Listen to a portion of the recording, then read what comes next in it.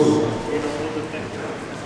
журналисти, скъпи гости, добре дошли в шоурума на Auto Italia. Радвам се, че и времето се оправи и имаме една прекрасна сутрин.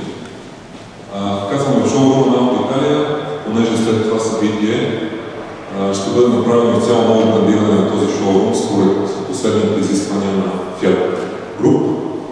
Имаме чисто нов проект и в този шоурум ще бъдат представени Fiat леки автомобили и Alfa Romeo.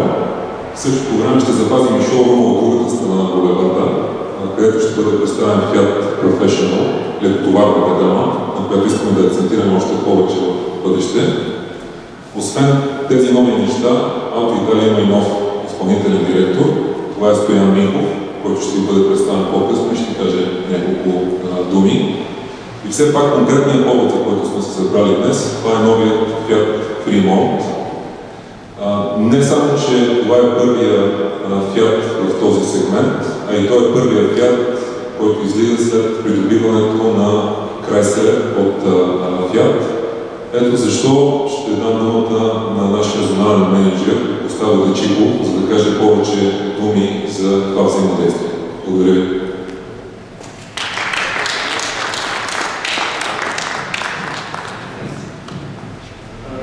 Buongiorno e benvenuti a tutti anche da parte mia. Io sono Gustavo De Cicco e per conto di Fiat sono l'area manager della Bulgaria e di alcuni paesi balcanici. Добър ден и добре дошли в мен. Казвам се Густаво De Cicco и съм регионален менеджер на Fiat за България и няколко други балкански страни. Parlo in italiano ma sarò abbastanza veloce. Oggi siamo qui ed è un giorno importante, uno di quelli molto importanti. Siamo qui per presentare un prodotto che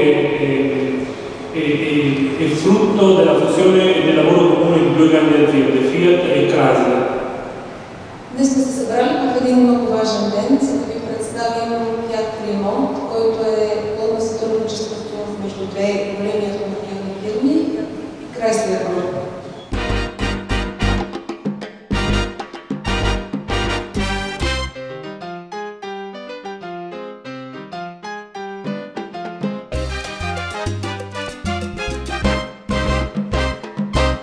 Новият Fremont е модел, който идва от съвместното сътрудничество между Fiat e Chrysler. Fremont ha avuto un'accoglienza meravigliosa in tutti i paesi europei dove è stata presentata finora, in un segmento che cresce del 21% quest'anno. I miei amici di Auto Italia me ne parleranno dopo. Io voglio solo dire che la Fremont è il primo di una serie di modelli che lanceremo durante l'anno. Dopo arriverà la nuova Panda e la 500 Large. Fiat Fremont получи изключително радушно посрещане на по-големите европейски пазари.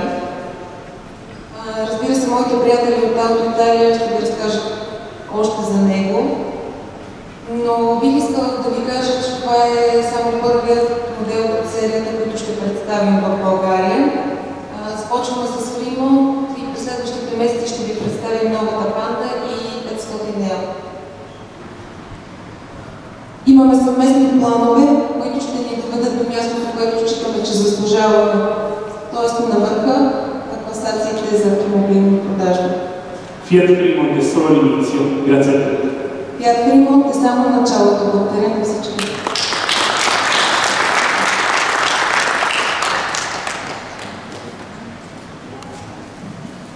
Добър ден на всички. Грация a tutti, Густаво. Много се радвам да се видим на днешното събитие на Auto Italia. Благодаря от целия екип, че поуважихте и се надявам следващите няколко часа да бъдат изключително ползотворни за нашите взаимоотношения и да се наслаждавате на нашия прекрасен нов продукт.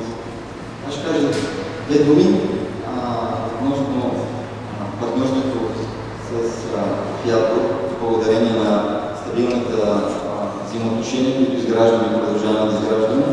Основните цели на Auto Italia на българския пазар е да развием още по-силна дилърска мрежа от една страна и от друга страна да инвестираме в хората, в които работят в Ауто Италия. Тъй като всички знаем, че хората могат да направят разликата на пазара.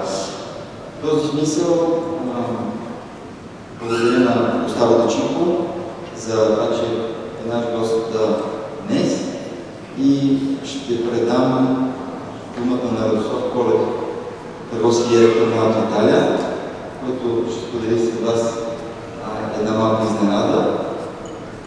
Благодаря.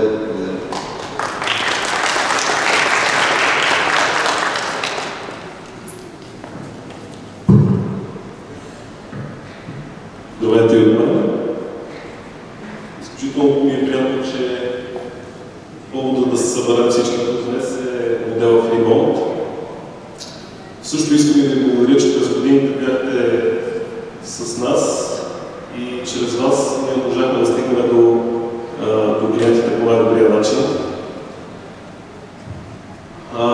Дълго време, преди да започне това нещо, в Fremont, се чудехме как да бъде преведен слогана или по-скоро all the cars you need или всичко, което желаете в един автомобил. Дали ще бъде семейно комби, дали ще бъде ван или джип, общо взето това нещо избира клиента, защото автомобилът наистина е много функционален.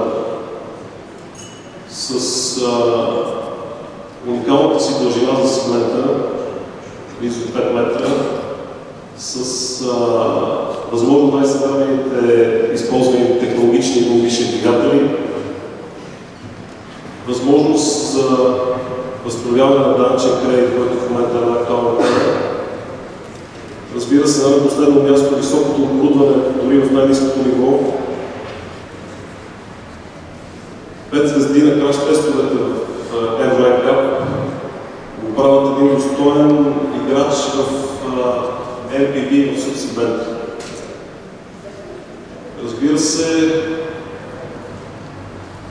за автомобил мога да ви говоря ужасно много, но една от основните цели, освен да се видим тук и да си кажем две-три думи, е да тествате автомобили.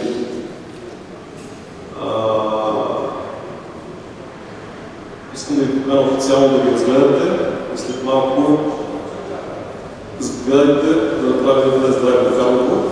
Преди обаче това искам да покажа господин Сърманов, който е първият клиент на Fremont, да каже и той някакво думи. Благодаря ви.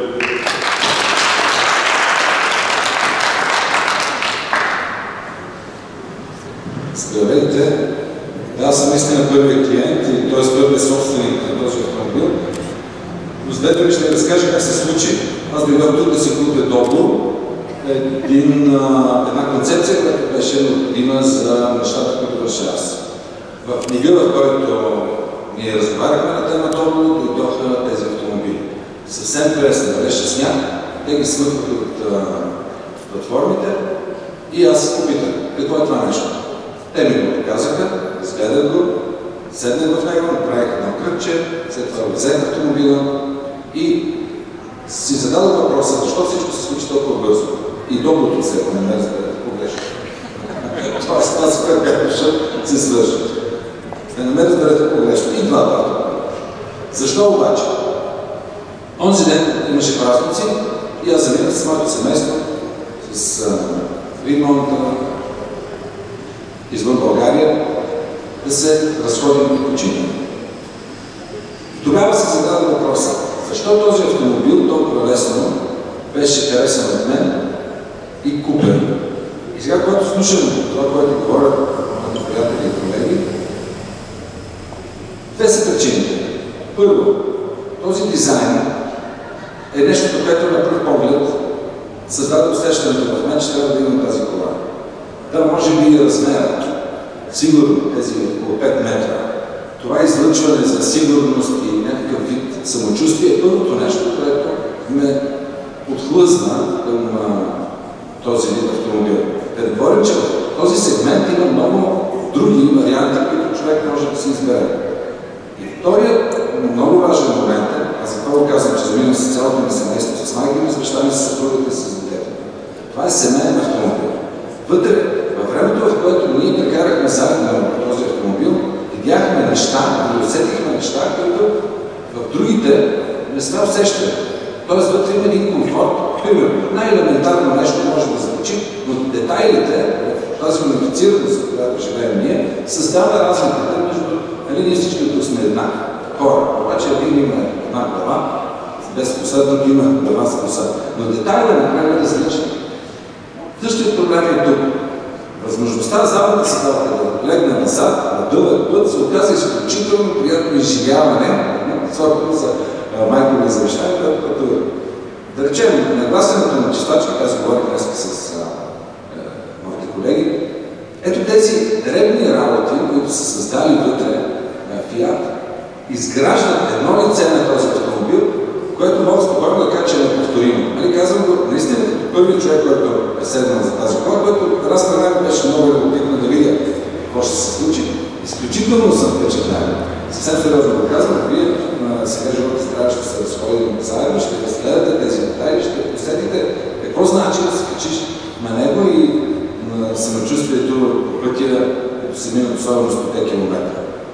Моят е с по-малкият двигател и има двигател 185 коня, моят с 140 коня, но комфортът на въпросният дизайн и въпросната концепция е нещо, което Fiat създава като логика и което на мен много ми харесва. Тоест, Fiat през годините, особено в последните години, е според мен най-вариабилната, най-мобилната, най-експериментиращата компания.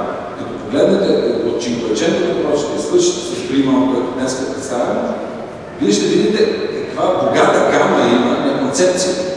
Тоест, ние в нещо време се борим с концепция. Ние не се борим с нещо друго. Всичко друго се изравнява. И гуми, всеки ще каже какво е качването, двигателите, гуми се, разбира се, екологизация. Но концепцията, начинът, по който живеем, ние искаме да отговаря на нашия ритъм на живота. Тоест, искаме да ви кажа, че този автомобил 100% отговаря на ритъма на живота, особено на нашия в България. И от мен благодаря, че идвате. Сега разгледайте ги и после вече в движение ще видите, че съм прав. Много ви благодаря. Разчитаме на това, че ще бъдат привлечени нови клиенти за марката, както се случи на останалите пазари в Европа. Разчитаме и на това, че продажбите ще бъдат много повече от това, което плануваме, защото такива са резултатите навсякъде от другите държави в Европа.